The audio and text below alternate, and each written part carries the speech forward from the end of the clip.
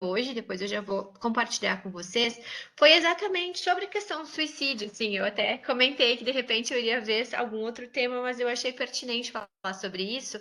E nada nos impede de despertar interesse para que em outros encontros daqui a pouco a gente possa falar sobre outras temáticas também. Certo? Eu vou compartilhar aqui. Talvez eu perca um pouquinho o acesso a vocês, mas aí qualquer coisa podem me acionar por áudio, enfim. Eu vou compartilhar minha tela. Eu só peço um ok, assim, se tá tudo certo, tá?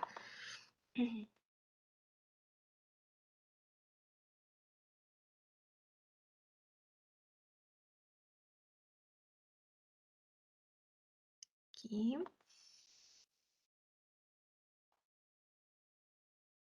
Aqui. Vocês enxergam bem?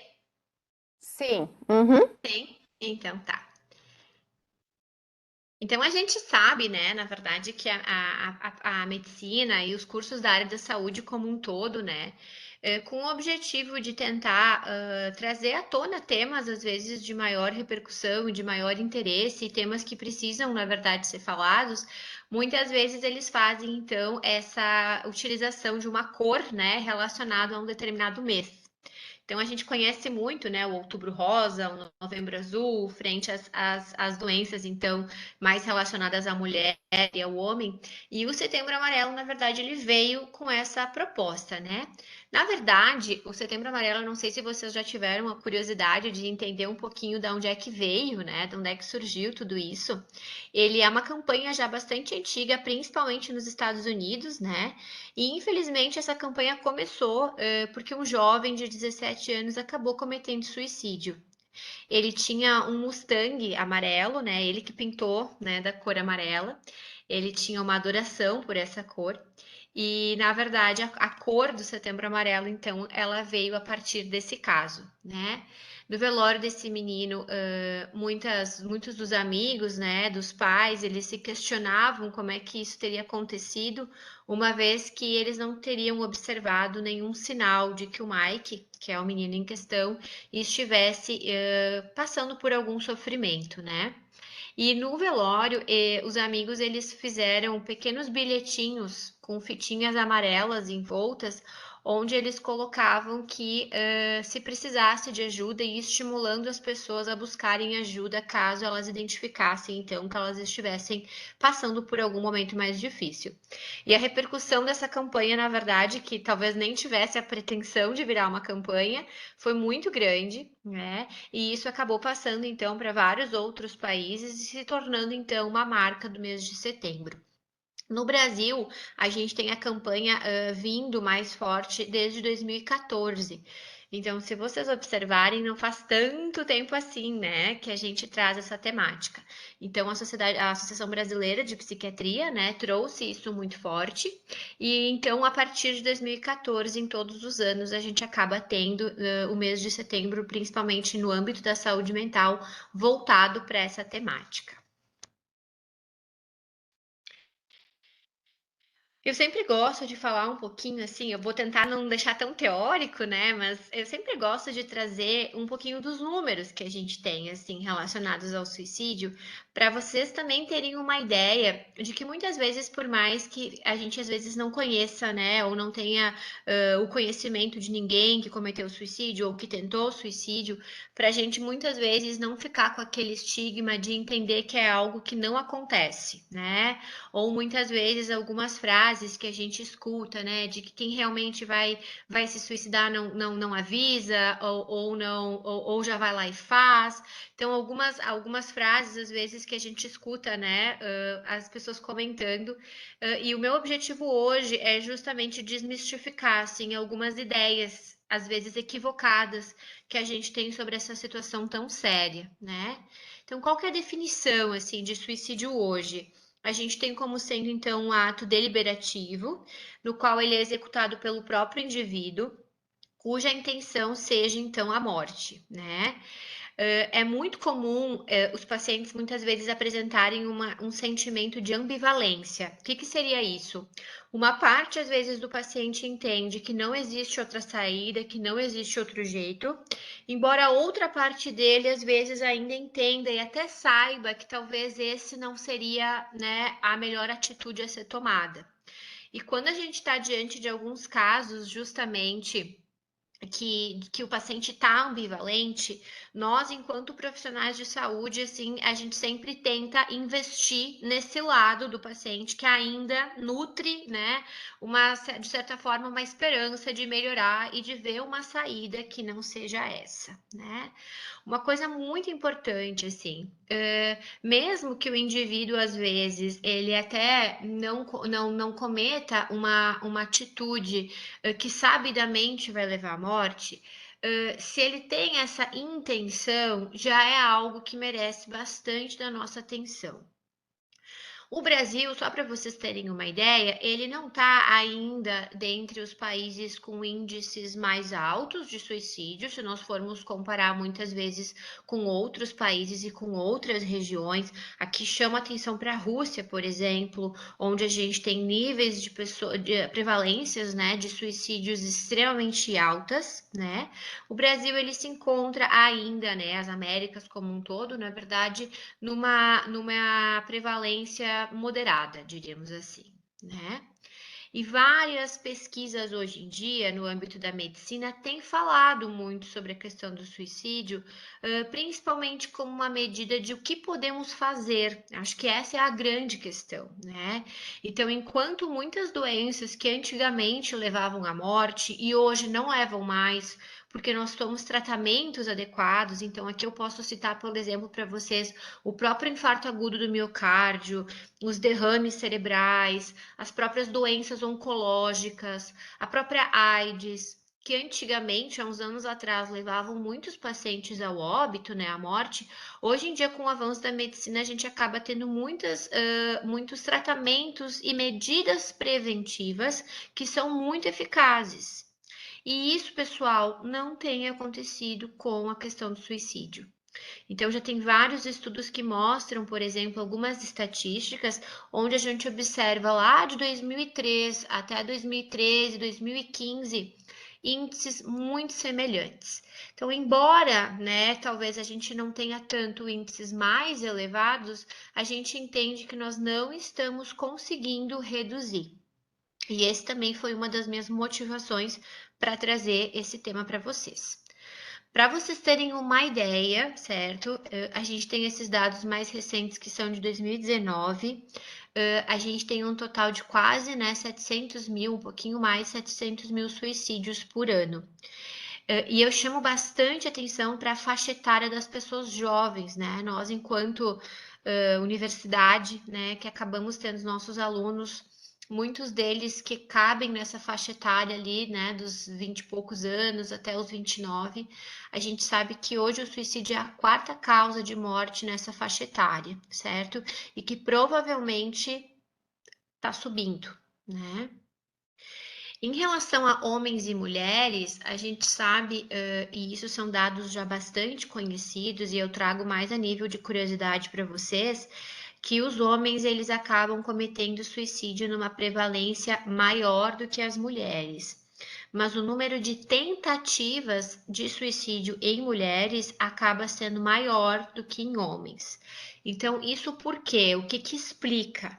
Explica-se porque geralmente o homem, quando ele vai tentar suicídio, ele acaba optando por métodos que são mais fatais, né? Então, muitas vezes ferimento de arma de fogo, arma branca, enfim. Já as mulheres, muitas vezes a principal maneira são com medicações. E nessas situações que acabam sendo com medicamentos, muitas vezes a dosagem, né, ainda se consegue intervir de uma forma mais breve e talvez muitas vezes menos grave, certo? Então a gente acaba tendo os homens se suicidando ainda num número mais prevalente do que as mulheres. É interessante mostrar para vocês que mundialmente a gente até tem essas taxas de suicídio reduzindo, não é nada muito expressivo, mas a gente começa a ter essa redução. Enquanto que nas Américas, infelizmente, a gente tem essas prevalências subindo. Então, a gente sabe que as taxas de suicídio, né, caíram nesses últimos 20 anos, até a gente tem uma queda, de certa forma, em alguns locais mais expressiva, mas aqui, então, na região, por exemplo, onde a gente mora, né, nas Américas, a gente tem nesse mesmo período um aumento de 17%. Então, também é um valor bastante considerável.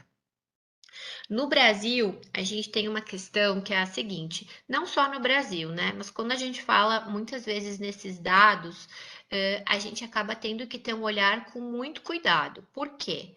Porque muitas vezes, pessoal, esses casos eles não são devidamente notificados. Então, mesmo que o suicídio seja um caso, né, as tentativas de suicídio de notificação compulsória, então o médico, né, a equipe da enfermagem, os hospitais, as UPAs, deveriam fazer uma notificação, a gente sabe que muitas vezes esses dados não são notificados. Então, os números que muitas vezes a gente olha, a gente sabe que são números subnotificados. Então, a gente tem que ter um olhar um pouquinho mais cauteloso em relação a isso, e infelizmente, são números muito maiores, provavelmente, dos números que a gente tem. No Brasil, existe uma média mais ou menos de 26 a 30 suicídios por dia. E o que que a gente sabe e qual que é o grande motivo de eu estar trazendo essa temática para vocês, né? Porque a gente sabe que muitas vezes o suicídio ele dá alguns sinais, né? Alguns sinais prévios. Tem algumas estatísticas que nos mostram, inclusive, que a maioria dos pacientes, naquele ano que acabou cometendo suicídio, chegou, por exemplo, a se consultar pelo menos uma vez com um médico da unidade de saúde, por exemplo, né? Ou com algum colega médico. E claro que muitas vezes, se o paciente não traz essa queixa, a gente também muitas vezes acaba não questionando, né? Mas um grande motivador, assim, de eu estar falando sobre isso para vocês é para que a gente consiga estar apto para observar alguns sinais. Porque geralmente os pacientes eles acabam apresentando algumas características em que a gente precisa ficar atento, pelo menos para se questionar e para entender o que está acontecendo, né? E nesse raciocínio, muitas vezes a gente consegue detectar o nível de sofrimento antes que o paciente pense, né, ou tente fazer algo contra a sua própria vida. E quais que são, né, esses fatores de risco principais, assim?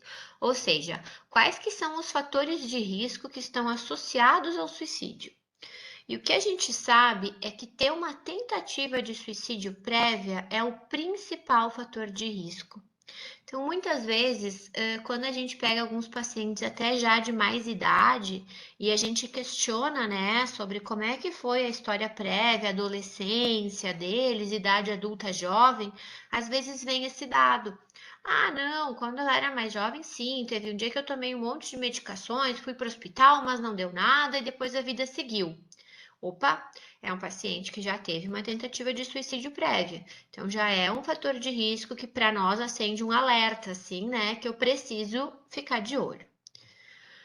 Além disso, aqui a lista é grande, não se preocupem que eu não vou ficar lendo, mas a gente sabe que então adultos jovens, a gente tem um pico bem importante, principalmente aqui se entende muito pela questão também da impulsividade que muitas vezes os jovens têm.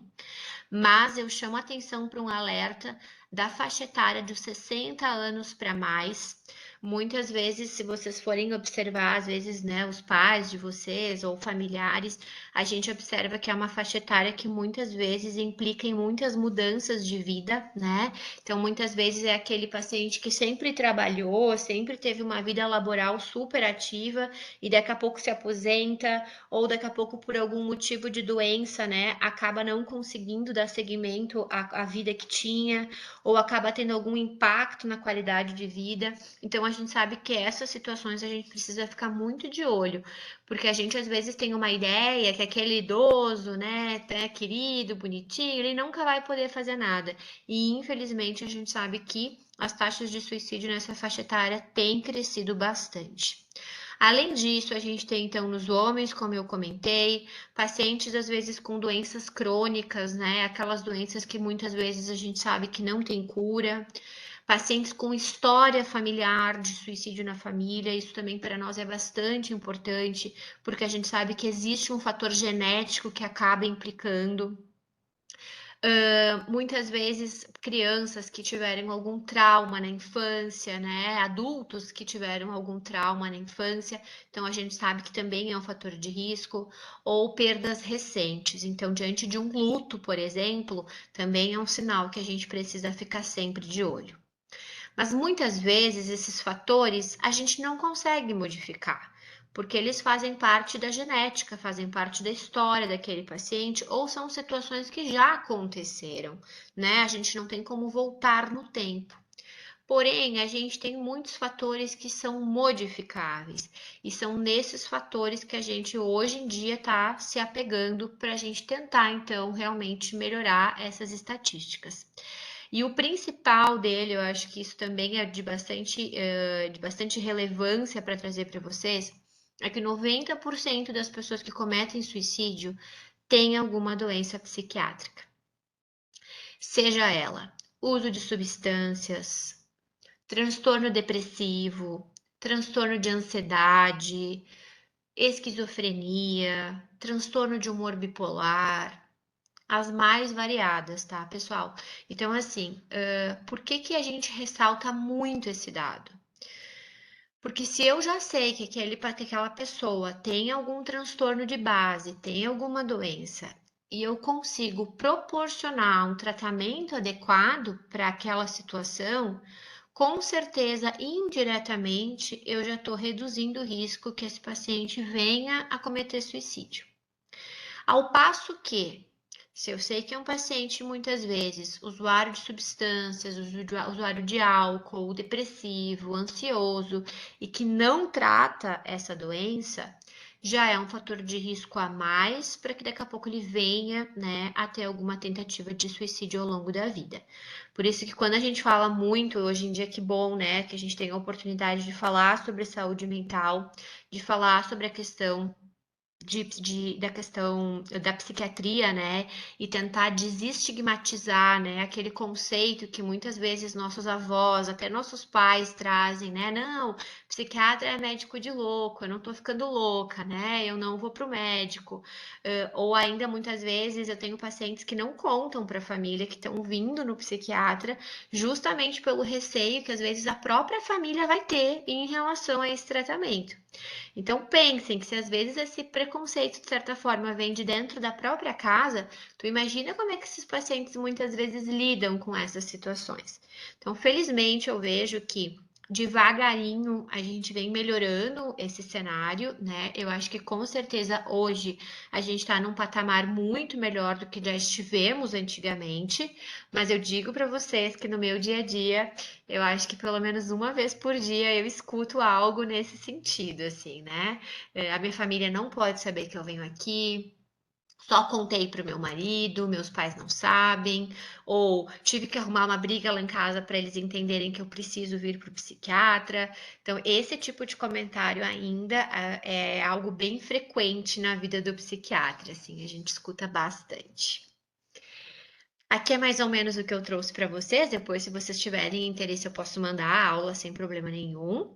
Então, aqui é mais ou menos as prevalências, né? Olhem, observem como os transtornos de humor, incluindo aqui depressão, por exemplo, tem um impacto bem importante. Então, a maioria dos pacientes que cometem suicídio tem algum transtorno de humor, e eu chamo atenção também para o transtorno de uso de substâncias, tá, pessoal? Seja ele álcool, maconha, cocaína, crack, também ocupa uma posição bem importante.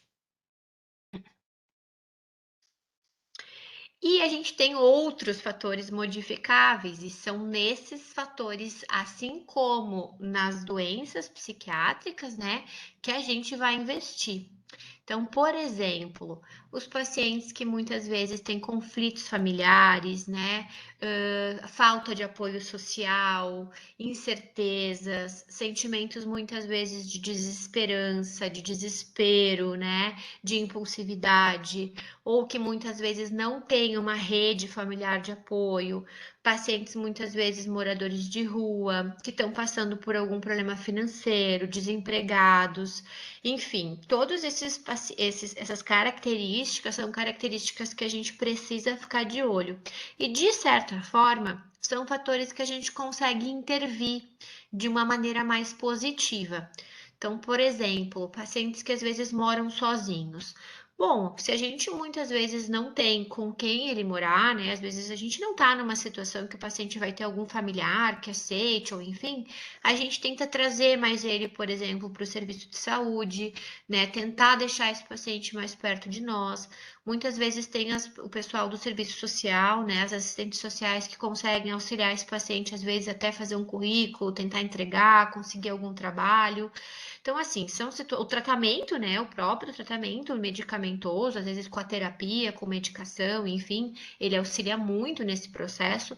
Então, a gente sabe que existem sim, infelizmente, né, ferramentas para a gente poder tentar tornar esses fatores de risco em fatores, às vezes, de proteção. Por curiosidade para vocês, ter filhos e ter uma crença religiosa são fatores de proteção muito importantes. Então, não necessariamente, por exemplo, a pessoa precisa ser praticante de uma religião. Se ela for, ótimo. Mas se ela já se considerar, por exemplo, uma pessoa espiritualizada, exemplo, eu sou católica, não praticante, porém eu rezo, eu acredito que existe né, um Deus maior e eu me apego nele. Isso já é um fator de proteção bem importante. E filhos? Filhos geralmente é onde a gente sempre se agarra, assim, né? Justamente para os pacientes pensarem, né? Ou tentarem ver de um outro ângulo, né? Então, filhos são sempre fatores de proteção super pertinentes, assim, nesses casos, né? E se nós estivermos diante de alguém, de algum amigo, de algum colega que às vezes fala, por exemplo, que está com uma ideação suicida ou que está falando comentários do tipo que talvez não vale a pena mais viver, que sente que de repente, né, seria melhor não estar mais aqui, que de repente não quer mais ser um peso para os amigos e para a família. Então, esse nível de comentários são comentários que a gente também precisa muitas vezes acender um alerta, né? E aqui, claro que quando a gente se tratar de profissionais de saúde, a gente já vai ter uma certa experiência do que fazer. Mas o grande objetivo aqui não é falar né, no cenário dos profissionais de saúde, é falar das pessoas, né, no dia a dia, leigas, que às vezes não vão ter tanto conhecimento nisso. Então, muitas vezes, pessoal, o que a gente sempre indica é fazer uma boa escuta, né? Tentar se livrar, às vezes, de todos os julgamentos. Então, independente do que vocês pensam sobre isso, né? Nunca é interessante a gente passar a nossa visão para, né, para o paciente, porque muitas vezes nessas situações não só não vai ajudar, como talvez piore ainda mais, né? Então, é sempre importante a gente tentar escutá-lo e orientá-lo da melhor forma possível. E aqui a maneira de como orientar que a gente pode fazer é principalmente estimulá-lo a buscar ajuda, né? E muitas vezes até auxiliá-lo, ele, né? Auxiliar o paciente, né? A pessoa, enfim, nesse processo. E muitas vezes também evitar de deixar o paciente sozinho. Principalmente se a gente identifica que esse risco é um risco importante, né? Então, a gente sempre tentar fazer uma rede de apoio, muitas vezes tentar se dividir, né, para evitar que esse paciente fique sozinho, é sempre importante, porque muitas vezes isso evita que algo pior realmente aconteça, né? Algumas perguntinhas, assim, que eu sempre gosto de trazer. Tentar perguntar, né, como é que o paciente, então, como é que você tem se sentido ultimamente? Quais são os planos para o futuro? Geralmente, os pacientes que pensam em suicídio, né, eles não conseguem pensar muito lá na frente. Então, geralmente, são pacientes que acabam não tendo muitos planos, né, não vislumbram, né, muitos desafios, ou muitas vezes não se sentem capazes para isso. E muitas vezes até a gente chega em perguntas um pouco mais diretas, né? Antigamente se tinha muito essa ideia de que se nós falássemos sobre isso e perguntássemos para o paciente se ele tem algum desejo, né, de morrer ou de pôr fim à vida, nós tínhamos a sensação de que nós estaríamos estimulando. E na verdade não, né? Então hoje a gente sabe que muito mais do que estimulá-los, o objetivo é tentar entender, né, o que é que está acontecendo e justamente para a gente poder intervir de uma forma adequada. E aqui rapidamente abordando, se nós estivermos diante de alguém que tentou suicídio, pessoal, isso aqui é mais assim a nível de saúde pública mesmo para vocês entenderem, que é uma emergência médica. Então, esse paciente precisa ser levado, né, ou para um serviço de urgência e emergência, então UPA, ou hospital regional, ou para um pronto atendimento, ou para a Unimed, enfim, para algum local em que possa daí sim ser feita uma avaliação adequada e ser oferecido o tratamento que esteja, então, mais adequado para aquela situação, tá bem? Mas assim como um infarto agudo do miocárdio é uma emergência médica, uma tentativa de suicídio também é. Mesmo que o paciente aparentemente demonstre estar bem, ok? A gente precisa entender e protegê-lo até que a gente consiga fazer uma avaliação mais adequada para avaliar melhor aquele paciente e qual vai ser a conduta que vai se ter diante daquele caso. E sobre a perspectiva de amigos e família, né? Então, sempre que acontece uma situação como essa, é inevitável que vai acabar abalando um número de pessoas muito grande, né? Tem vários estudos que mostram que às vezes um suicídio afeta até 8 a 12 pessoas. A gente mesmo, quando ouve uma notícia dessas, mesmo que a gente não conheça a pessoa, a gente fica impactado, né? A gente fica, de certa forma, querendo entender o que aconteceu ou quem era essa pessoa. Então, isso eu acho que é uma situação que talvez direta ou indiretamente todo mundo já passou, assim, né? Basta se a gente for ver algum ídolo nosso que acabou cometendo suicídio, como aquilo acaba nos tocando, né? Mesmo que a gente às vezes nem conheça a pessoa diretamente. Mas não tem como dizer que a gente não, um número muito grande de pessoas acabam sendo abaladas, né, por essa situação também. Então, eu sempre falo muito, né, para os familiares e para os amigos pedirem ajuda também, porque muitas vezes vem uma onda de sofrimento muito grande que a gente não consegue muito administrar, né? Oferecer ajuda e apoio na medida que nós conseguirmos fazer isso também, né? E também se nós estivermos em condições de fazer isso. E principalmente, pessoal, é o que eu sempre bato na tecla, porque às vezes até é um pouco automático a gente proferir algum julgamento, né? Ah, mas o fulano tinha tudo na vida, por que que foi fazer isso, né? Assim, ó, pessoal, a gente não tem moral nenhuma para julgar ninguém. Eu sempre digo muito isso, assim, né? E agora, em épocas de redes sociais, que se fala muito da vida perfeita das redes sociais, eu acho que é mais um fator para a gente falar isso, porque na verdade a gente não sabe o que se passa na vida do outro. A dor é algo muito subjetivo, né?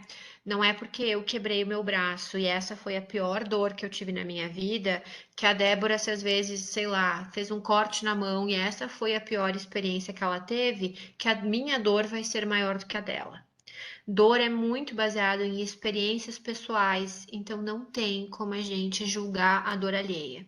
Assim como também não tem como a gente julgar os comportamentos dos outros, cada um sabe de si. Então, isso é uma coisa que a gente precisa cuidar muito, porque muitas vezes nessas situações, especialmente situações que envolvem tentativas de suicídio, é muito fácil, né? Muito automático, às vezes, a gente já proferir algum julgamento, né? Algum pensamento, alguma fala, e que muitas vezes a gente está fazendo isso sem saber da missa à metade, assim, né? Sem saber o histórico de todo aquele paciente e o sofrimento daquele paciente. Família e amigos é algo que a gente sempre deve lembrar, gente, principalmente porque para a família e para os amigos, como eu falei anteriormente, é muito difícil passar por uma situação como essa, né? Então, é sempre importante a gente ficar de olho neles também e oferecer ajuda ou daqui a pouco indicar, né, prestar algum auxílio para essas pessoas que ficaram. E aí eu pergunto a vocês, né? Um pouco eu já dei umas pinceladas, se a gente está fazendo a prevenção adequada, né? E aqui até eu trouxe o gráfico que comentei lá no iniciozinho da aula com vocês. Observem como na questão do suicídio, infelizmente, a gente ainda mantém um platô, né? Então a gente ainda mantém aqui uma linha reta. Enquanto que para diversas outras doenças, que talvez alguns anos atrás seriam doenças ditas fatais, sem cura, hoje a gente já consegue, através dos tratamentos e das medidas preventivas, ter uma redução de todos esses índices.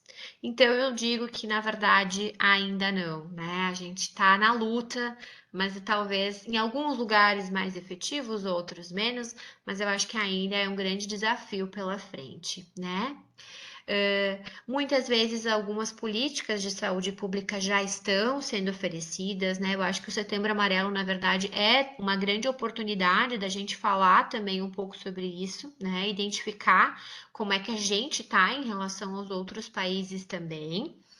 O Barack Obama, quando ele assumiu a presidência dos Estados Unidos, dentro da política dele de saúde, ele fez uma cartilha só para o suicídio e o objetivo era reduzir 20%, se eu não me engano, das tentativas de suicídio a partir daquelas medidas. Eu não sei exatamente qual foi o índice de sucesso que ele teve, mas certamente 20% não se chegou. Mas eu entendo que essa preocupação e vindo talvez da gestão é algo extremamente importante, né? Existem outras cartilhas, essa é da Organização de Saúde, da Saúde, né, Mundial de Saúde, que fala muito sobre a importância da gente, né, educar, promover habilidades, principalmente para as crianças e para os adolescentes, e tentar fazer uma identificação precoce de qualquer sintoma que a gente identifique que talvez não esteja muito bem, né? Então, às vezes, nas crianças e nos adolescentes, mudanças de comportamento, aquela criança, aquele adolescente que era sempre super ativo, estava sempre rodeado de amigos, começa a querer ficar mais sozinho, né? Começa a querer muitas vezes a não ir mais nos lugares, começa a ficar muito tempo isolado no quarto. A gente sabe que adolescentes às vezes tendem a ter esses comportamentos, né? Mas é importante a gente sempre ficar de olho e principalmente naquilo que mudou. Nossa, mas era sempre uma criança tão amável, tão afetuosa, agora tá mais irritada, né? Tá mais hostil, tá mais na dela, não interage tanto. Então, muitas vezes esses comportamentos a gente precisa ficar de olho. Assim como no adulto, né? No adulto também. Quando a gente está diante de um adulto que está deprimido, ele também vai mudar o comportamento dele. Ele também vai ficar mais introspectivo, vai ficar mais silencioso, mais restrito. Muitas vezes vai deixar de aceitar os convites para sair, para fazer alguma coisa. Então, a gente também tem como identificar, né? Às vezes, colegas de trabalho são pessoas que a gente convive muito, né? Então, às vezes, pequenas alterações já nos dão um sinal muito grande. Então, às vezes, a gente consegue identificar quando o nosso colega está mais ansioso, está mais agitado, né? Não está se sentindo tão bem. Então, esses pequenos sinais, às vezes, do nosso dia a dia, muitas vezes já podem trazer uma repercussão muito grande, assim, na vida do paciente. Ter alguém que se importe com nós sempre é bom, né? Então, se alguém muitas vezes nos questiona, Grazi, mas eu percebi que tu tá assim, assim, assado, tá tudo bem? Então, muitas vezes a gente saber, né, que tem alguém olhando por nós também nos faz, né, com que a gente se sinta querido e importante por alguém. E isso, sem dúvida, é bastante importante e pertinente. Aqui eu trouxe só um slogan da campanha do Setembro Amarelo para dar um tempinho também da gente conversar e tirar as dúvidas, né? Essa é a campanha desse ano, onde fala sobre a questão do é preciso agir, né? O suicídio pode ser evitado. Existem situações que infelizmente a gente não consegue evitar, né? A maioria dos pacientes são pacientes que não estão em tratamento. Então, não significa que o tratamento é uma garantia de que nunca nada vai acontecer. Porém, protege bastante e é uma segurança maior, né? A gente consegue evitar, de fato, esse tipo de situação ou esse desfecho tão trágico se a gente consegue muitas vezes instituir um tratamento adequado. Na maioria das vezes, esses pacientes abandonam o tratamento antes. E aí eu só faço uma provocação agora para vocês, né, de como é que, para cada um refletir um pouquinho como é que anda a sua saúde mental, né? Porque eu acho que também de nada adianta a gente ficar super atento, né, à saúde mental de quem nos rodeia se a gente não observa como é que tá a nossa, né? E como é que a gente está em relação a tudo isso.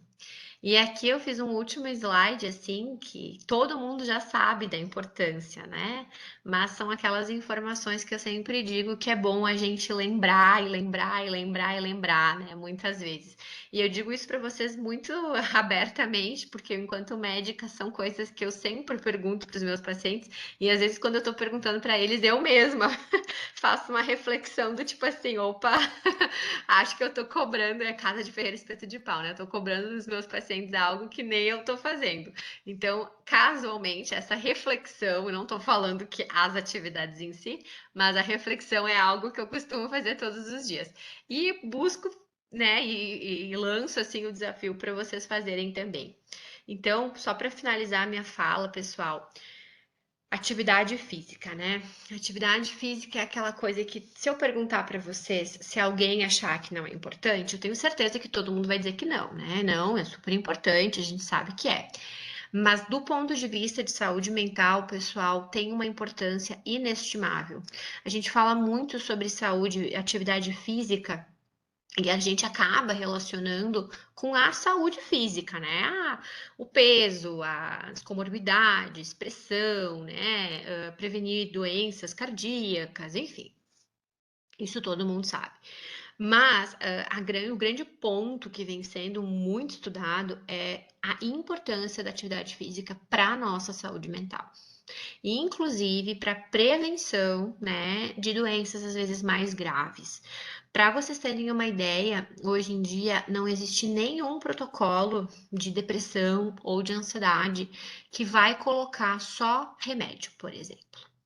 Então, hoje em dia, todos os protocolos eles têm atividade física somado, né, como adjuvante à medicação e à terapia.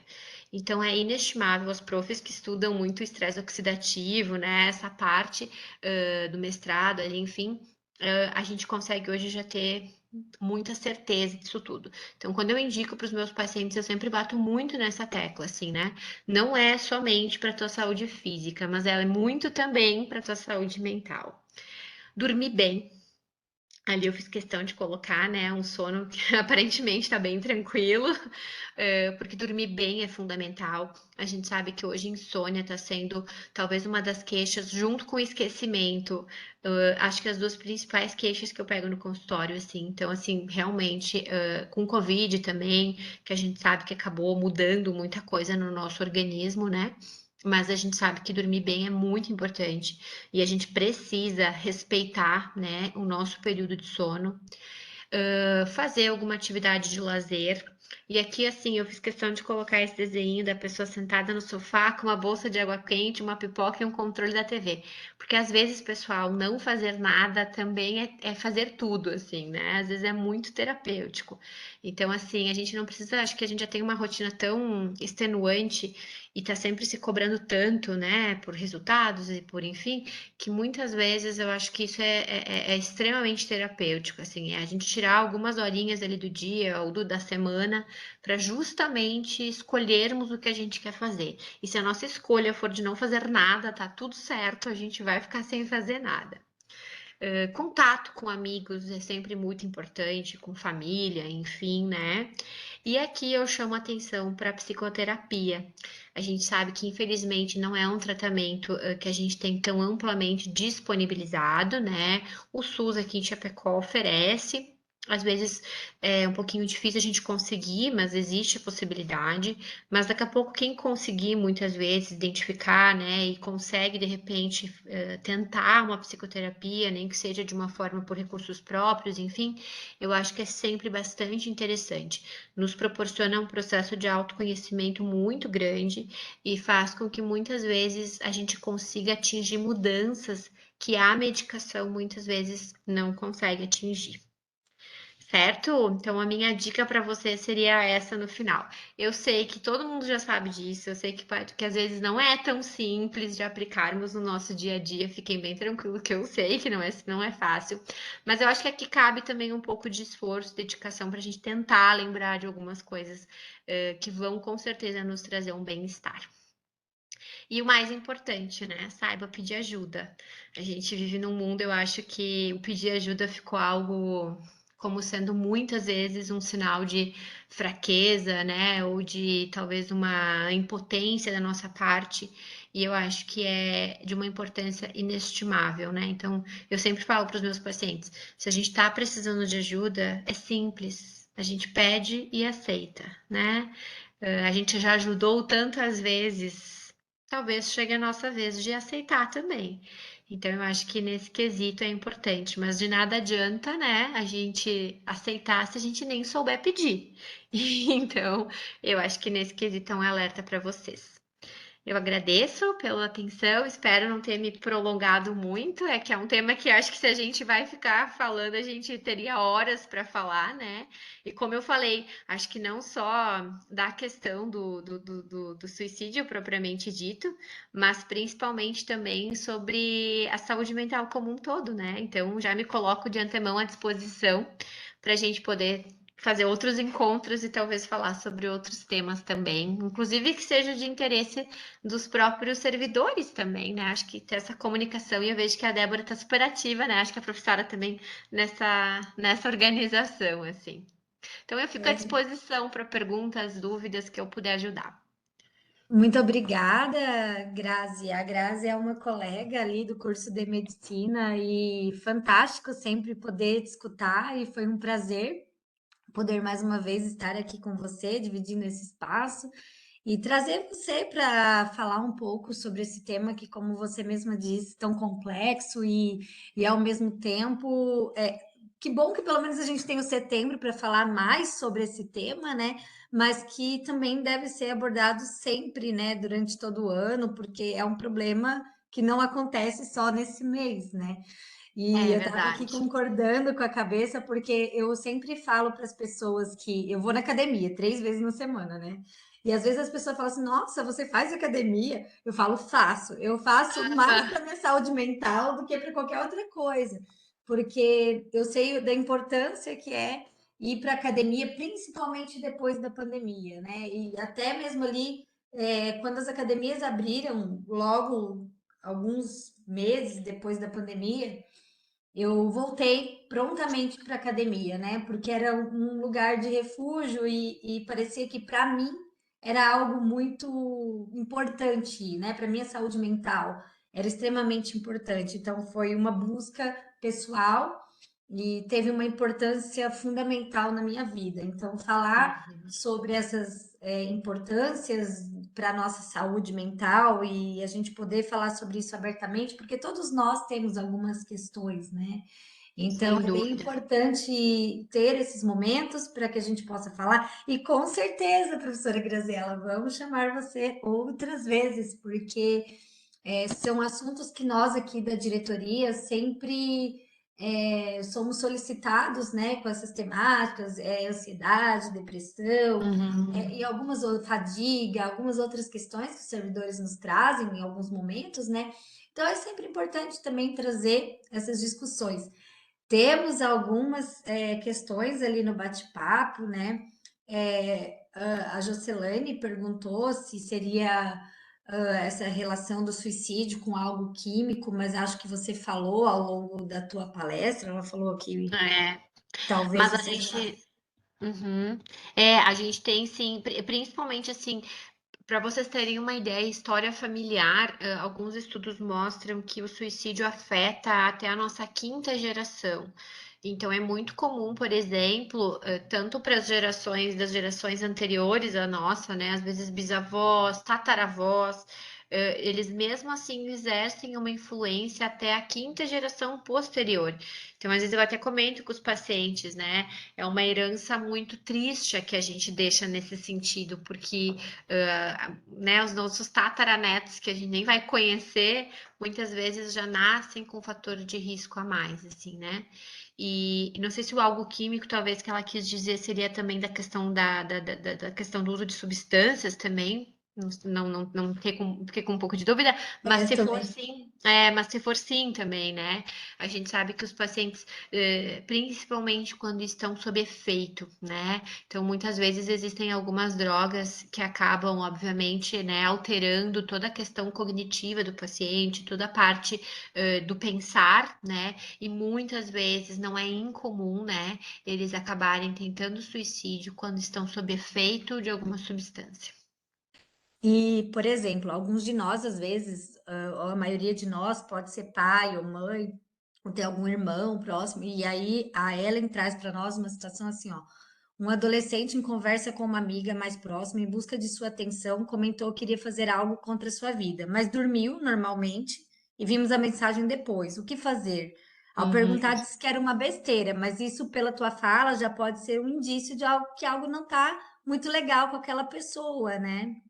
É, é uma situação que a gente sempre peca pelo excesso, né? E então, se por acaso o adolescente falou isso, às vezes num momento de impulsividade, né? E depois ele já se arrependeu, dar a devida atenção é melhor do que muitas vezes ele ainda seguir pensando nisso e a gente acabar entendendo que não era algo tão importante e aí de fato acontecer alguma coisa. E eu sou muito a favor, assim, eu acabo não trabalhando direto com infância e adolescência, mas tem alguns colegas psiquiatras da infância e adolescência que trabalham muito com isso. É muito importante demonstrar para o jovem, para o adolescente, que é algo muito sério, né? E que muitas vezes, se eles falam isso para dar uma impressionada ou para nos causar alguma repercussão, eles precisam entender que isso vai ser levado a sério também, né? E que isso é algo de fato que precisa ter a importância que realmente tem, né? Então, que bom que foi perguntado novamente para esse jovem, para isso não ficar no ar, porque aí muitas vezes fica no ar, né? Ninguém fala mais disso, todo mundo supostamente vê que ele tá bem, que nada mais acontece, e daqui a pouco pode de fato acontecer algo mais grave, né? Então eu acho que nesse quesito, assim, a gente ter uma conversa muito séria em relação a isso, eu acho que é fundamental, assim.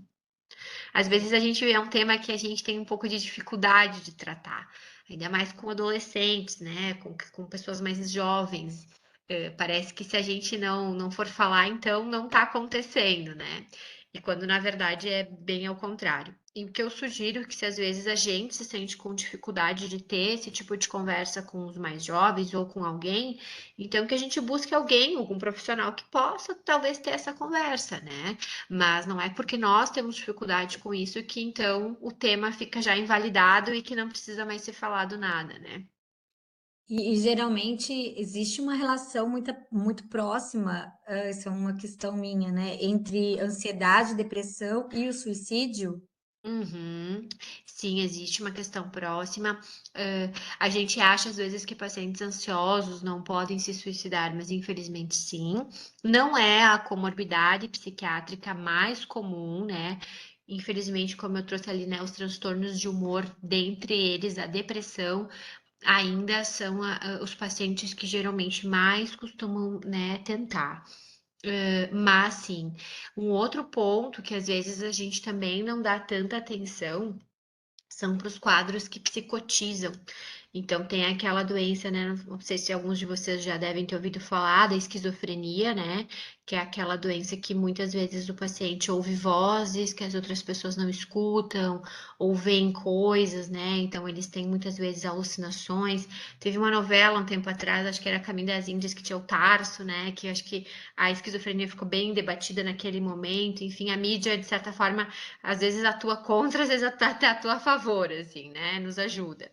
É, mas enfim, e muitas vezes esses quadros, infelizmente, também, às vezes, pelo próprio delírio do paciente, de achar que às vezes está sendo perseguido ou que vai acontecer alguma coisa com ele, enfim, infelizmente, também muitas vezes tem uma relação com suicídio importante. Mas quando estão em algum momento de crise, né? Mas pode acontecer.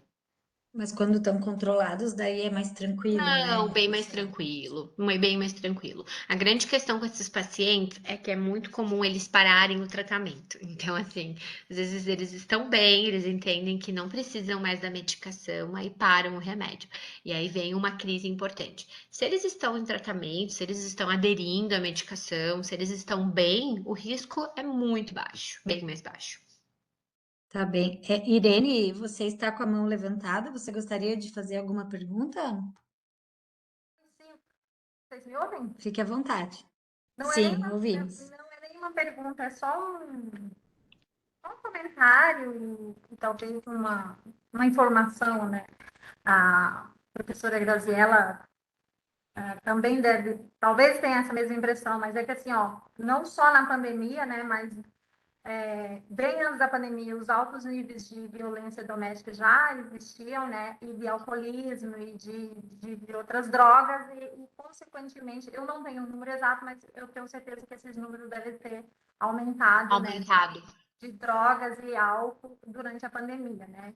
E uma questão que eu queria trazer, assim, só para se fazer pensar, né, até a questão, assim, ó, de futuramente os gestores, até trazer alguns cursos de preparação para o servidor, por exemplo, que vai se aposentar. Sabe por quê? Ai, Porque sim. às vezes, né, às vezes o servidor ele está ali 25 anos, 35 anos dentro de uma empresa, ele tem Aham. escola, às vezes ele é solitário em casa, mas é aquele convívio que ele tem com as pessoas do trabalho, é aquele momento de diálogo, enfim. E aí ele às vezes não se prepara para a aposentadoria, às vezes já tem algum vício, ou não vício, mas diga assim, já costuma, né, beber ou, sei Um lá, hábito mais. Uhum. algum hábito ocasionalmente que depois da aposentadoria esse hábito possa por consequência, ser mais rotineiro. Então, seria, assim, uma coisa, assim, para se preocupar, né, assim, com esses futuros aposentados, que Uhum. para preparar eles, para eles mesmos, antes de se aposentar, eles pensarem o que eles querem fazer quando estiver aposentado, Uhum. né, porque eles não vão ter mais aquele convívio diário com os colegas, e muitas vezes eles Uhum. são solitários em casa também, né, então, só deixar, assim, uma observação até para futuros trabalhos, futuras palestras nesse sentido, né? De dar uma preparada em quem vai se aposentar. Né? Eu, como profissional de saúde, eu já vi muitos casos de suicídio de jovem e idoso, pessoas que se mataram, infelizmente, dentro do hospital. Eu tenho uma irmã que ela é esquizofrênica, que ela já tentou contra a vida dela e contra a vida de outras pessoas, porque ela não estava tomando medicação, e as vozes, né, acaba mandando ou É. ela fazer aquilo que nem ela é uma pessoa da área da saúde e tudo, mas que Ó. infelizmente, né, sem a medicação correta, acaba tendo esse comportamento, não só contra a vida dela, até contra a vida de outras pessoas, né? E Com muitas certeza. das pessoas que eu já atendi ou ouvi de suicídio, não se trata só da classe baixa, tá? Não.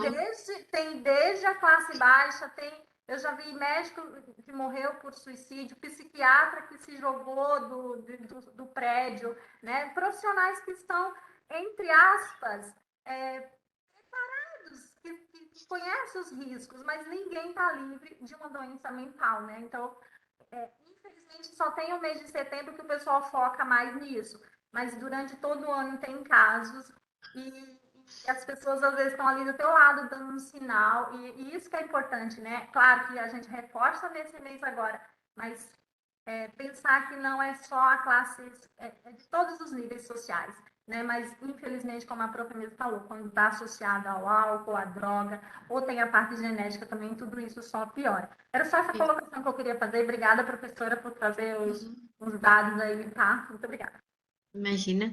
Não, perfeito, assim. Eu sempre uso uma curiosidade, sempre o exemplo do meu pai. Meu pai trabalhou 40 anos na mesma empresa. E quando ele foi para se aposentar, tanto eu, minha irmã, minha mãe, tava todo mundo meio apavorado de como é que seriam, porque 40 anos, ele teve a rotina de sair de casa no mesmo horário, de almoçar na empresa e de voltar para casa mais ou menos no mesmo horário.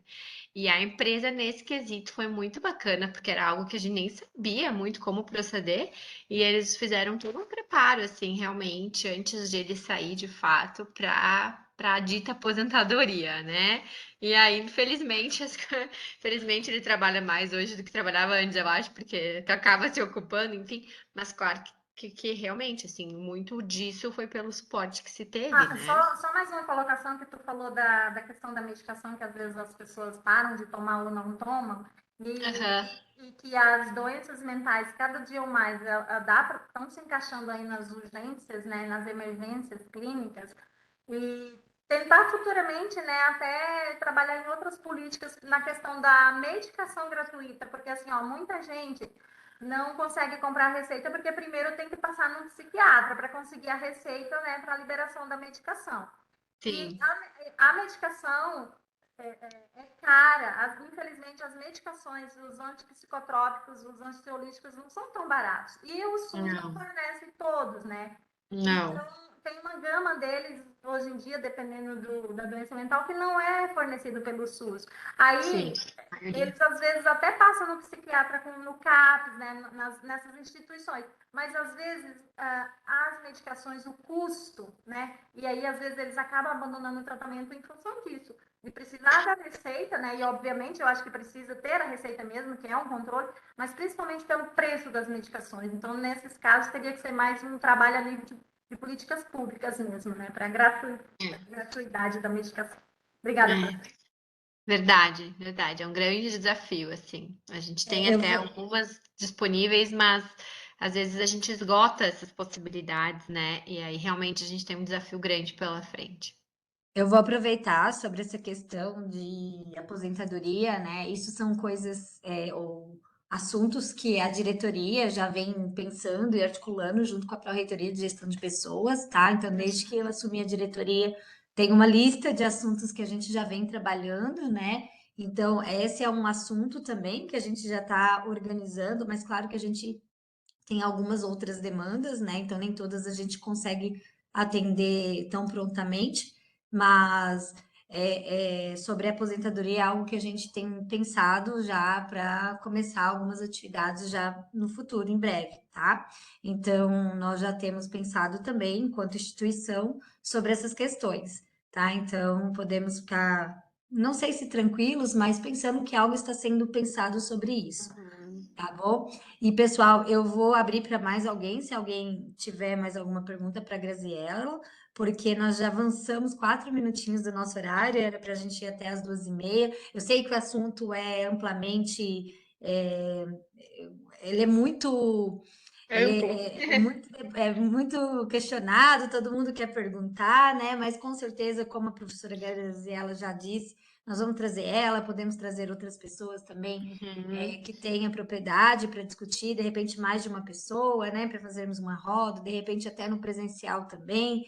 Então, se mais alguém tiver algum comentário ou algum questionamento e quiser fazê-lo, fique à vontade. Se não, eu vou precisar encerrar, porque eu combinei com a Prof. Grazi que seria 1 hora, ela tem as atividades de consultório, então seria isso? Então, ok, professora Graziella, nós agradecemos imensamente a oportunidade de tê-la aqui. Vou agradecer novamente, né? Porque Não. realmente foi muito importante para todos nós escutar você, ter esse bate-papo, essa troca de informação. É muito importante para todos nós podermos falar sobre saúde mental.